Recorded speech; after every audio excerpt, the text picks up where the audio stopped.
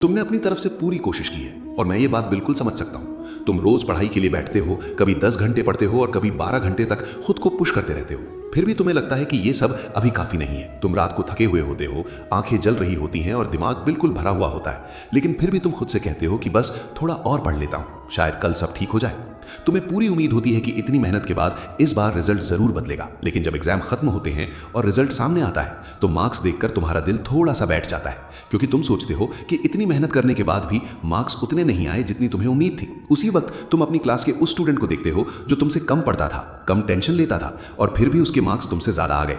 वही पल होता है जब तुम्हारे दिमाग में कंफ्यूजन आ जाता है और तुम खुद पर डाउट करना शुरू कर देते हो। तुम धीरे धीरे ये मान लेने लगते हो कि शायद तुम्ही में कोई कमी है या शायद तुम उतने इंटेलिजेंट नहीं हो जितना तुम सोचते थे। सच ये है कि तुम थक चुके हो, लेकिन फिर भी तुम्हें लगता है कि तुम आगे नहीं बढ़ पा रहे हो। और सबसे ज्यादा दर्द देने वाली बात यह होती है कि तुम इस पूरी सिचुएशन के लिए खुद को ही जिम्मेदार मान लेते हो और तुम्हें लगता है कि गलती सिर्फ तुम्हारी ही है। लेकिन अब ध्यान से सुनो, क्योंकि आज मैं तुम्हें वो सच बताने आया हूं जो तुम्हें आज तक किसी ने साफ साफ नहीं बताया। जब तुम घर में होते हो तो सिर्फ तुम्हारा सिलेबस तुम्हारे साथ नहीं होता, बल्कि तुम्हारे पेरेंट्स की एक्सपेक्टेशंस भी तुम्हारे कंधों पर होती हैं। वो तुमसे बार बार कहते हैं कि बस थोड़ी और मेहनत कर लो, क्योंकि उन्हें लगता है कि ज्यादा मेहनत का मतलब ही सक्सेस होता है। जब तुम स्कूल या कोचिंग जाते हो तो टीचर्स भी तुम्हें वही बात समझाते हैं कि अगर मार्क्स कमा रहे हैं तो इसका सिर्फ एक ही सोल्यूशन है, और वो है और ज्यादा मेहनत करना।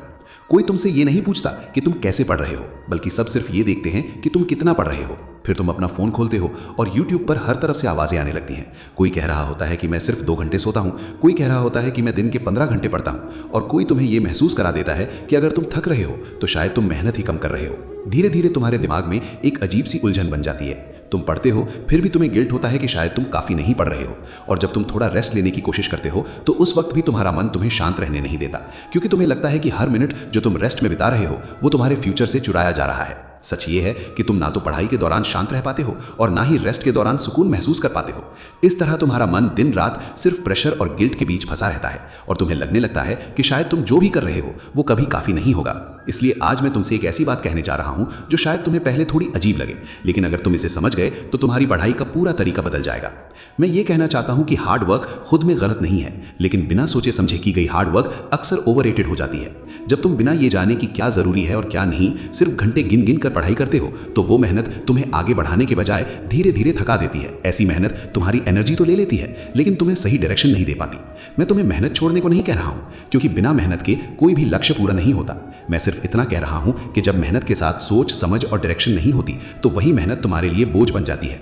बिना सोचे की गई मेहनत तुम्हें रोज थका सकती है, लेकिन तुम्हें ऊपर नहीं उठा पाती, और जो मेहनत तुम्हें सिर्फ थका दे लेकिन बढ़ाए नहीं, उस पर सवाल उठाना जरूरी हो जाता है। अब मैं तुम्हें एक बात बिल्कुल साफ शब्दों में समझाना चाहता हूं।